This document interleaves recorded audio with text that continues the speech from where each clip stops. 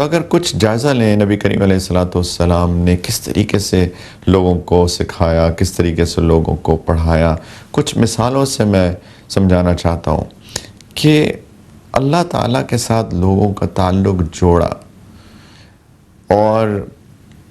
کہیں پر بھی تشریف لے کر جاتے تھے، اور جہاں پہ بھی موقع ملتا تھا کسی بھی مثال کو اگر پیش کرنے کا موقع ملتا تھا تو مثال پیش کر کے لوگوں کا تعلق اللہ تعالیٰ سے جوڑتے تھے اور دنیا کی حقیقت کو بتاتے تھے۔ ایک دفعہ صحابہ کے ساتھ تشریف لے کے جا رہے تھے تو راستے میں دیکھا کہ ایک بکری کا بچہ نومولود نیو بورن، شاید پیدا ہوتے ہی اس کی ڈیتھ ہو گئی،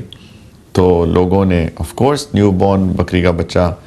اس کی ڈیتھ ہو جائے تو آپ اس کو کیا فائدہ لے سکتے ہیں،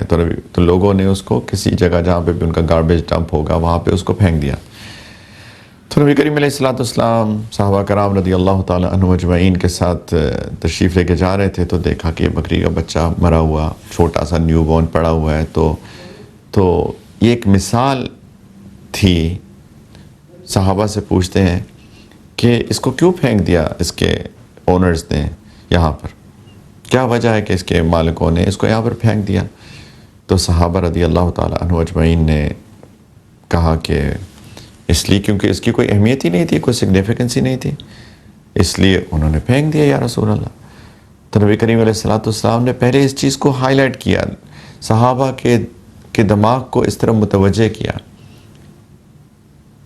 ایک اچھے ٹیچر کا یہ کام ہوتا ہے کہ پہلے دماغ کو کیپچر کریں، کوئی بھی میسج دینے سے پہلے، کوئی بھی پیغام دینے سے پہلے ان کو اپنی طرف متوجہ کرے، ان کا دماغ اس طریقے سے چلائے جو میسج وہ دینا چاہتا ہے۔ آج سائیکالوجی کی کتابوں کے اندر یہ ساری باتیں تفصیل کے ساتھ لکھی ہوئی ہیں۔ یقین جانیں اگر ہم سیرت کا مطالعہ گہری نظر سے کر لیں تو جتنے بھی سائیکالوجی کے پوائنٹس ہیں ہمیں سنت سے مل جاتے ہیں۔ تو جب صحابہ کا رضی اللہ عنہم کا دماغ اس طرح متوجہ ہو گیا کہ اس کے مالکوں کو اس کی ضرورت کوئی نہیں تھی، کوئی اہمیت ہی نہیں تھی ان کے دل میں، کیا کرتے اس بکری کے بچے کے ساتھ؟ ایک تو چھوٹا تھا، پلس اس کی ڈیتھ ہو گئی، اس کو ذبح کر کے کھا بھی نہیں سکتے، اس کی کھال اتنے سے چھوٹے سے بکری کے بچے کی کھال بھی کا کوئی فائدہ بھی نہیں ہوگا، تو کوئی بھی اہمیت نہیں تھی ان کے مالکان کے پاس، تو انہوں نے اس کو پھینک دیا۔ تو نبی کریم علیہ الصلوۃ والسلام نے یہ بات ان کے دل میں ڈالنے کے بعد فرمایا کہ اللہ تعالیٰ کے نزدیک اس دنیا کی اہمیت، اس بکری کے بچے کی جو اہمیت اس کے مالکان کے ہاں ہے اس سے بھی کم ہے۔ اللہ تعالیٰ کے ہاں اس دنیا کی اہمیت اس سے بھی کم ہے جتنی اس بکری کے بچے کے مالکان کو اس بکری کے بچے کی ہے۔ صحابہ کو ایگزیکٹلی سمجھ میں آ گئی کہ اس دنیا کی اہمیت کیا ہے، اور فرمایا ایک جگہ نبی کریم علیہ الصلوۃ والسلام نے کہ اگر اس دنیا کی اہمیت اللہ کے نزدیک ایک مچھر کے پر کے برابر بھی ہوتی، یعنی اتنی بھی نہیں ہے، تو اللہ تعالیٰ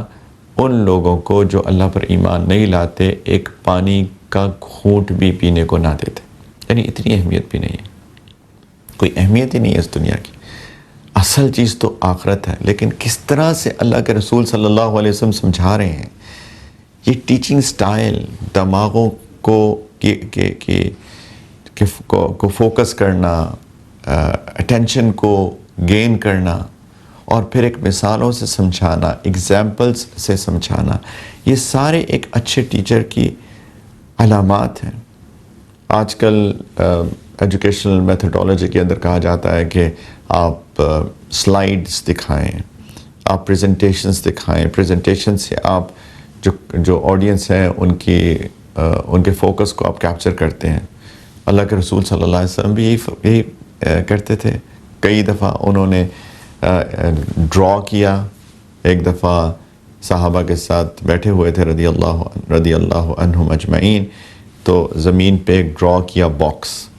اور باکس کے اندر ایک لائن ڈرا کی جو کہ ایک ریکٹینگل تھا چوکور، اور اس کے درمیان میں ایک لائن ڈرا کی، اور لائن جو ہے تھوڑی سی باہر نکال دی، اور پھر اس لائن کے ارد گرد اوپر نیچے کچھ لائنز ڈرا کی، اب صحابہ دیکھ رہے ہیں سارا، تو انہوں نے کہا کہ یہ دیکھو یہ انسان ہے،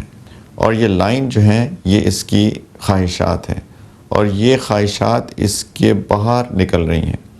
اور یہ جو اوپر نیچے لائنز ہیں یہ اس کی کازز آف ڈیتھ ہیں، یعنی کہ اس کے موت کے سامان ہیں، کبھی بیماری ہو جاتی ہے، کبھی کچھ ہو جاتا ہے۔ فرمایا کہ یہ انسان کی حقیقت ہے کہ انسان کے پاس ہر وقت موت اس کے ساتھ لگی ہوئی ہے، موت کے اسباب اس کے ساتھ لگے ہوئے ہیں،